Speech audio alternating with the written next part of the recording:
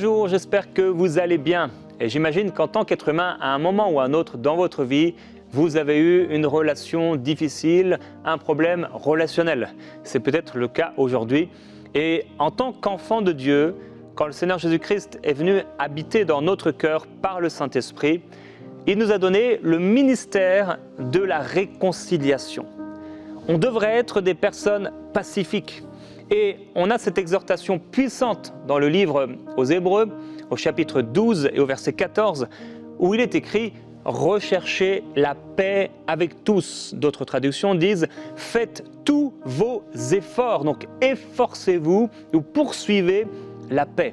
Faites tous vos efforts pour être en paix avec tout le monde et recherchez la sanctification sans laquelle personne ne verra le Seigneur. Wow, il y a dans ce verset deux principes tellement importants et forts, cette recherche de la paix avec tous et également qui y est rattachée la sanctification sans laquelle personne ne verra le Seigneur. Et ces deux éléments sont vraiment attachés ensemble. Je ne peux pas vraiment voir le Seigneur si je ne suis pas en train de rechercher la paix avec les gens. Si je suis une personne qui cherche constamment des disputes, constamment en colère contre les autres, je vais passer à côté de la merveilleuse communion, présence de Dieu dans ma vie personnelle. Et il est clair et net, c'est évident que beaucoup de frères et sœurs dans le peuple de Dieu, parmi le peuple de Dieu, passent à côté de moments extraordinaires avec Dieu, de communion avec Dieu, parce que ce sont des personnes qui ne recherchent pas la paix et qui ont des difficultés, des problèmes relationnels qu'ils n'ont pas voulu régler. Alors j'ai vraiment senti que le Seigneur voulait m'encourager à ce que vous puissiez vous-même être encouragés à régler ce problème avec cette personne. Vous savez qui c'est. Certains peut-être vous avez besoin de réfléchir, mais d'autres vous savez qui c'est. Il faut régler ce problème avec elle. Tu dois régler ce problème avec lui et ne pas faire comme s'il n'existait pas. Il y a un problème relationnel, je suis enfant de Dieu, je dois régler ce problème. Alors, en tant que croyants, nous devons absolument être des personnes pacifiques. On doit chercher la paix. Et même la parole ira plus loin que ça puisque elle nous dit recherchez la paix avec tous, mais elle nous dit également que votre douceur soit connue de tous. Nous devrions être des personnes de douceur. On devrait être des gens paisibles. Et si ce n'est pas le cas, on devrait réellement, vraiment changer, se repentir et laisser le Saint-Esprit travailler en nous pour changer notre caractère. Alors, aujourd'hui, le Saint-Esprit t'encourage à régler ce problème avec cette personne. Ça peut être des gens proches, ton conjoint, ça peut être les enfants, ça peut être avec tes parents, quelqu'un de la famille, ça peut être également un problème relationnel que tu as eu avec un collègue de travail ou même avec un vendeur, une personne comme ça avec qui tu as eu un défi. Ça peut être un propriétaire, ça peut être un locataire, ça peut être un voisin, ça peut être le conducteur de bus, je ne sais pas, un professeur d'école. Il faut qu'on règle ce problème. En fait, Dieu trouve ça vraiment important. Et dans Matthieu chapitre 5, le Seigneur Jésus dit « Vous avez entendu qu'il a été dit aux anciens, tu ne tueras pas, et celui qui tue mérite d'être puni par le juge ou par les juges. Mais Jésus dit, mais moi, je vous dis que quiconque se met en colère contre un frère mérite d'être puni par les juges. Que celui qui dira à son frère Raka mérite d'être puni par le Sanhédrin et que celui qui lui dira insensé mérite d'être puni par le feu de la géhenne. Waouh!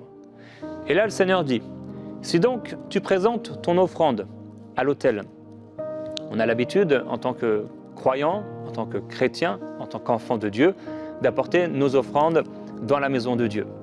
On peut les apporter dans les réunions alors que nous sommes ensemble. Certains veulent obéir au principe de la dîme et ils peuvent donner des offrandes, etc. Donc on a de multiples occasions de donner en tant qu'enfant de Dieu. Vous savez que nous avons lancé cette campagne de dons EMCI. C'est encore une nouvelle occasion de pouvoir apporter au Seigneur. Maintenant, le Seigneur Jésus dit, si donc tu présentes ton offrande à l'autel et que là tu te souviennes. Parce qu'en fait, en tant qu'enfant de Dieu, l'offrande est sainte pour Dieu. Et quand on apporte une offrande, on est dans quelque chose de saint. Nous sommes dans un culte, nous sommes en train de donner à Dieu. Et quand on est en train de donner à Dieu, il y a une atmosphère particulière qui peut se manifester ou faire que le Saint-Esprit se manifeste à travers également notre conscience pour nous rappeler qu'il y a un problème relationnel. Il y a eu ce problème avec cette personne, il faut le régler. Donc Jésus dit, et que là tu te souviennes que ton frère a quelque chose contre toi, laisse là ton offrande devant l'autel et va d'abord te réconcilier avec ton frère, puis viens présenter ton offrande. Alors, je voudrais vraiment être clair et dans l'amour, vraiment, mon frère, ma sœur, c'est pas pour te juger, mais si tu as continué d'apporter au Seigneur, tu as continué de donner tes offrandes, ta dîme, etc., mais qu'en réalité tu sais que tu as un problème, ou plutôt qu'un frère a un problème avec toi, il faut que tu puisses le régler. Je crois qu'en réalité, il y a beaucoup d'offrandes qu'on a pu faire au Seigneur que Dieu n'a pas vraiment approuvées parce qu'il y a ce problème et on n'a pas voulu obéir aux instructions du Seigneur Jésus-Christ. Cette instruction, elle est claire. Le Seigneur Jésus dit que si on apporte au Seigneur une offrande, mais que là on se souvienne que ce n'est même pas nous qui avons un problème contre un frère, mais on se souvienne que quelqu'un a un problème avec nous, on doit aller se réconcilier avec cette personne. Et ce matin, je méditais dans ma méditation personnelle, le chapitre 1 de Jacques, dans lequel je suis en ce moment. Et Jacques nous encourage dans ces problèmes relationnels qu'on peut avoir, à pouvoir également donc écouter la parole, mais ne pas l'oublier, mais la pratiquer. Et ça touche tous les domaines. Et ici, on peut prendre ce texte de Jacques pour l'apporter dans les problèmes relationnels. Donc, Dieu ne voit pas les choses de la même manière que nous. Pour le Seigneur, se mettre en colère mérite d'être puni. Bien sûr, ça sous-entend une colère qui amène au péché. On devrait prendre ça très au sérieux. Vraiment. C'est très sérieux pour le Seigneur.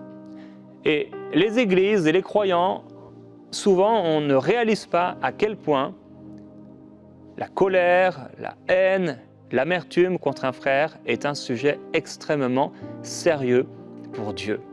Ça veut dire qu'on peut vivre, on peut faire toutes nos choses, jusqu'à même aller apporter une offrande. Parce que ça, c'est vraiment l'élément ultime. Je suis en train d'apporter à Dieu une offrande de mon cœur, mais en réalité, mon cœur a un problème.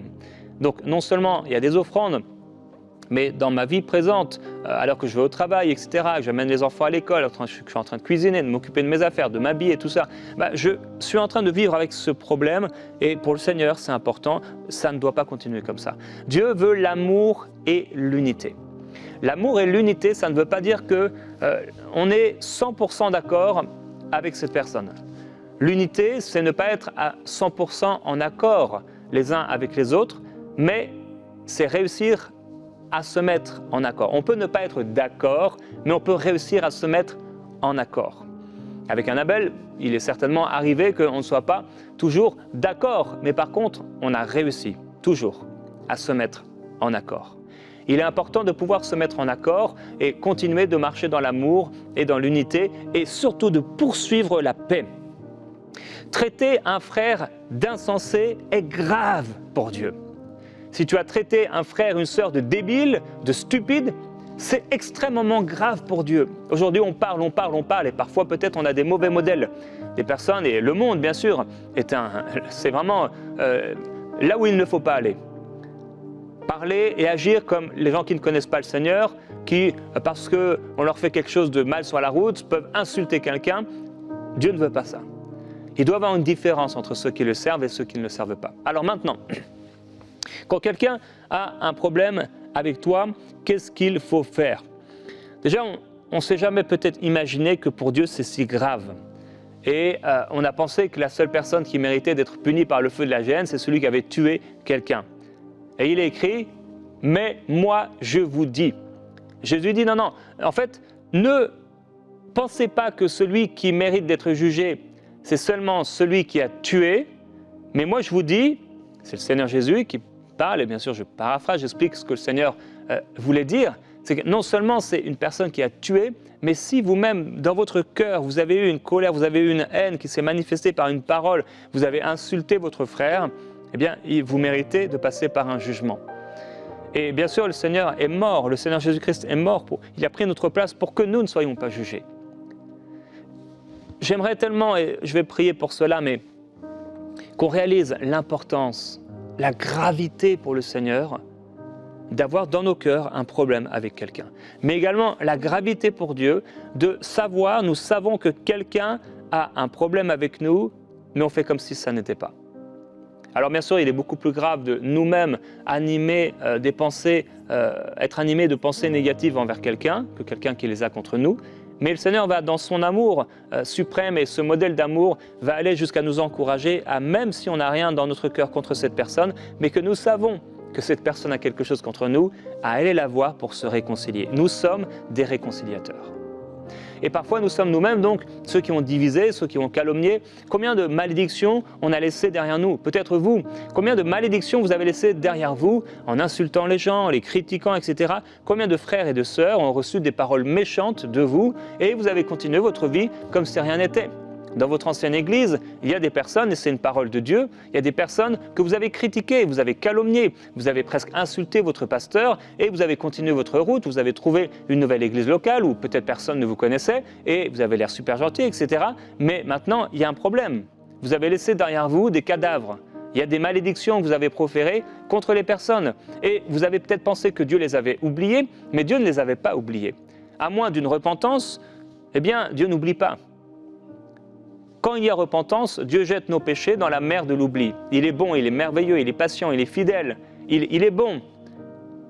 Maintenant, il est important de pouvoir régler ces choses. Dans le psaume au chapitre 50, il est écrit qu'au méchant, c'est celui qui fait ou qui dit des choses méchantes. Au méchant, Dieu s'adresse, « Pourquoi tu rabâches mes lois? Tu as mon alliance, ma parole donc, à ta bouche, mais tu détestes l'instruction et tu rejettes mes paroles au loin derrière toi. Lorsque tu t'assieds avec d'autres, tu calomnies ton frère. Tu jettes le déshonneur sur le fils de ta mère. Et lorsque tu agissais ainsi, dit Dieu, et que je n'ai rien dit, parce que c'est ça le truc, c'est qu'on a l'impression que quand Dieu ne dit rien, c'est qu'il est d'accord avec nous. Mais il nous laisse un tel libre arbitre qu'il ne dit rien parfois. Et donc, que je n'ai rien dit, tu as vraiment imaginé que je te ressemblais? Aussi, je vais te corriger et tout mettre sous tes yeux. Il y a plusieurs femmes, hommes qui m'écoutent aujourd'hui et vous vous êtes assis avec les frères, etc. et vous avez calomnié, vous avez critiqué, vous avez pensé même que Dieu était en accord avec vous de ce que vous étiez en train de faire. Le frère pour qui Christ est mort. Vous avez calomnié le frère pour qui Christ est mort. Vous avez calomnié la sœur pour qui Christ est mort. Et il n'est pas ici question de remettre le salut de cette personne en question en disant « non, mais de toute façon, elle n'est pas sauvée ». Mais c'est la même chose. Et souvent, bien sûr, c'est une excuse pour ne pas aimer et aller au bout de notre amour et obéir à la parole de Dieu. Dans le monde, on peut vivre dans l'hypocrisie. Judas a vécu dans l'hypocrisie, il a fait croire et il a fait semblant. Il n'était plus de la famille, son cœur s'était détaché du Seigneur Jésus-Christ. Mais lui, il fait comme si, voilà, il est de la famille, il se laisse laver les pieds par le Seigneur Jésus-Christ. C'est un hypocrite, il fait semblant. Et peut-être on peut faire semblant comme ça avec les uns et avec les autres, alors que dans nos cœurs, on est animé d'amertume, etc. Alors il y a des personnes avec lesquelles on voudrait régler le problème, et c'est vrai, elles s'emportent, elles ne veulent absolument pas reconnaître la moindre erreur, elles vous accusent de choses qu'elles pratiquent elles-mêmes. Toutefois, on doit tenter de se réconcilier. Vous savez, c'est tellement une joie et une paix pour nous, enfants de Dieu, de savoir qu'on est des personnes de paix. Je veux être une personne de paix. Déclare avec moi, je veux être une personne de paix. Je veux être une personne pacifique. Je veux être une personne douce. Il doit y avoir une douceur qui doit s'exprimer de moi. Je veux être une personne qui marche dans l'amour de Dieu. Je veux marcher dans le même amour que le Seigneur Jésus. Je veux manifester le même amour que le Seigneur Jésus a manifesté envers moi. Je veux pardonner comme il m'a été pardonné. Quand tu marches comme cela, tu es en paix avec Dieu. Beaucoup de personnes perdent de leur intimité avec le Seigneur parce que ça remonte constamment. Il y a ce problème relationnel. Tu repenses à ça, etc. Tu repenses à ce qu'on t'a fait. Et en réalité, il y a de l'amertume, peut-être même sans que tu le réalises. Il faut régler ce problème. Il faut aller voir cette personne. Il faut parler de cette chose et il faut régler cette chose. Alors, Jésus dit que tu te souviennes que ton frère a quelque chose contre toi. Le but du Seigneur, c'est la recherche de la réconciliation. Alors, elle vient des deux côtés, mais on a notre part. Alors, sur le chemin vers cette personne, priez. Vous dites, Seigneur, c'est vrai, tu m'as dit, je dois me réconcilier avec cette personne. J'ai, moi, peut-être quelque chose contre cette personne, ou je sais que cette personne a quelque chose contre moi. J'entends ta parole aujourd'hui dans Prière inspirée. Seigneur, je vais arrêter d'écouter ta parole ou de rabâcher ta parole. Et finalement, quand il y a quelque chose qui ne me plaît pas, jeter ta parole derrière moi. Je vais mettre en pratique cette chose et maintenant, vous allez prier que le Seigneur vous donne la sagesse, vraiment que vous puissiez manifester, avoir les paroles qu'il faut, l'attitude qu'il faut, vous revêtir d'humilité. Sur le chemin vers cette personne, priez. Donc, il y a des personnes qui ne voudront pas régler ce problème parce qu'elles sont trop blessées.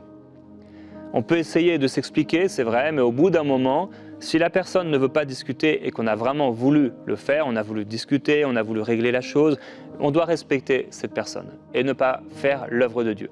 Parce qu'en réalité, parfois, alors qu'on veut se réconcilier, il y a des personnes qui ne sont pas prêtes parce qu'elles ont été blessées. Nous ne pourrons pas faire le travail que seul Dieu peut faire. Il y a un travail de réconciliation que seul le Saint-Esprit peut faire. Et donc, je veux vous encourager tout simplement à, si cette personne ne veut rien entendre, à pouvoir lui écrire, peut-être lui envoyer un audio, lui écrire une lettre, en lui disant, bien, je sais que tu ne veux pas en parler avec moi, mais je veux te demander pardon. Vraiment, pardonne-moi si je t'ai blessé ou si tu t'es senti jugé par moi. Vraiment, pardonne-moi, et vous pouvez expliquer sans accuser la personne, juste simplement par le fait qu'elle a été blessée. Il y a eu un problème ou vous l'avez blessée. Et à la fin, vous pouvez conclure, mais vraiment, même prier pour cette personne en toute humilité. Et bien voilà, je t'aime en Jésus-Christ. Et voilà. Et vous laissez le Seigneur travailler. Souvent, la réconciliation est possible. Parfois, elle va prendre du temps. Parfois, elle va prendre beaucoup d'humilité. Il faut savoir reconnaître ses erreurs et avant de vouloir avoir raison, ce qui est important, c'est la restauration de la relation. Ce n'est pas grave si à la fin, on ne sait pas que c'est vous qui avez raison. Mais vous aurez gagné si vous arrivez à la réconciliation. Tu as aussi peut-être avec cette personne une relation de non-dit. Peut-être qu'elle t'a dit que elle ne veut pas te dire qu'elle t'en veut, mais toi tu le sais, etc. Elle ne te dit pas ce pourquoi elle t'en veut et peut-être que de ton côté, tu n'oses pas en parler parce que tu as peur, mais le Seigneur nous encourage à obéir à Dieu plutôt qu'aux hommes. Alors que Dieu nous aide à parler et à ne pas craindre l'homme et que Dieu nous aide également à ne pas réagir sur des mots, sur un audio que tu as reçu, sur WhatsApp ou sur quelque chose que quelqu'un t'a fait et que tu puisses vraiment marcher dans la réconciliation et dans l'amour. On a ce court temps de prière aujourd'hui et j'aimerais qu'on puisse prier pour cette réconciliation. Et je le rappelle, je vous ai encouragé à ce défi de pouvoir prier pour cette personne ou ces personnes que Dieu a mis dans votre cœur pendant plusieurs semaines jusqu'à leur salut. Eh bien, il est possible qu'il y ait un nom que vous ayez écrit dans ce cahier et en fait, vous avez un problème relationnel avec cette personne. À la fois, vous priez pour son salut, mais en même temps, vous en voulez à cette personne. Et là, dans ce temps de prière, je vous encouragerai vraiment à pardonner cette personne.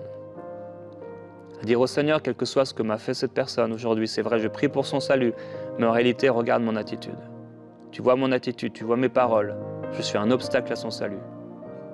Et je te demande pardon, Seigneur, d'être un obstacle à son salut. Permets-moi d'avoir vraiment la bonne attitude, le bon caractère, et ne plus jamais être un obstacle pour le salut de cette personne. Mais au contraire de pouvoir, par mon attitude et par mon amour, même sans parole, être un modèle d'amour et de paix. Père, je veux prier pour les personnes aujourd'hui qui m'écoutent et ton esprit les saisit dans leur cœur et dans leur conscience. Elles savent que cette personne a un problème contre elle et il faut qu'elle le règle. Et Père, je veux te demander vraiment pour eux, pour elle, du courage. Il y a une œuvre que toi seul sais faire et peux faire.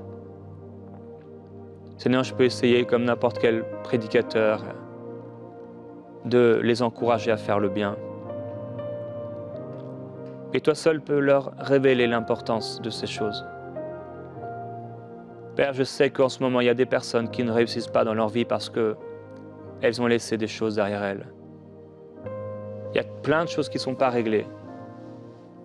Et je te demande vraiment d'agir par ton esprit dans leur cœur. Et cette révélation, Seigneur, de marcher dans l'amour, qu'elles puissent la saisir. Qu'elles puissent réaliser comment c'est important pour toi. Qu'elles puissent réaliser que ce n'est pas les prières, ce n'est pas le fait d'aller à l'église, ce n'est pas toutes ces choses qui sont importantes pour toi. Mais c'est l'amour, la paix, la justice, la joie par ton esprit. Alors je prie pour la justice, Père, que la justice s'établisse dans les cœurs par ton esprit. Je prie que la justice se manifeste pour des réconciliations. Et Père, je prie qu'alors qu'ils vont aller parler à cette personne ou à ces personnes, tu prépares le cœur de ces personnes au nom de Jésus-Christ. Afin que ce ne soit pas une nouvelle dispute, mais qu'ils soient tellement préparés, mon frère, ma sœur, soit tellement préparé alors qu'elle va aller, son cœur soit tellement humble et revêtu, rempli d'humilité, que devant cette douceur extrême, cet amour profond, cette personne qui avait fermé son cœur, que Seigneur, ça enlève des cadenas, que ça brise des verrous, que ça brise des chaînes, que ça ouvre les portes qui étaient fermées et que la réconciliation ait lieu. Père, je prie pour cela au nom de Jésus-Christ. Tu nous appelles, Seigneur, à produire du fruit dans ton royaume, à porter du fruit.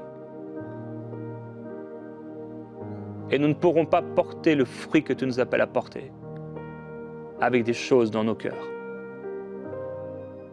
avec des problèmes relationnels qui ne sont pas réglés. Alors je prie pour la sagesse, au nom de Jésus, pour toi, mon frère, ma sœur. La sagesse de Dieu. Je te vois aller vers cette personne avec le cœur préparé. Je te vois aller avec cette personne et vers cette personne avec beaucoup d'humilité, avec de la douceur, avec de l'amour et tu es prêt, tu es prête à parler. Tu peux exprimer simplement ce qu'il y a dans ton cœur. Le but n'est pas d'avoir raison. Le but, c'est la réconciliation. Ce qui doit t'animer, c'est la réconciliation. Seigneur, nous prions pour la réconciliation. Nous prions qu'il y ait une réconciliation, même s'il y a de nouvelles choses qui sortent dans la bouche de cette personne. Je ne veux pas être atteint. Je ne veux pas être blessé au point de te nourrir de l'amertume. Je bénis cette personne. Dans ce temps de prière, bénis cette personne. Bénis-la. Bénis cette personne maintenant. Je vais vous laisser le temps de bénir cette personne ou ces personnes. Là où vous avez dit du mal, maintenant, dites du bien. Merci, Saint-Esprit.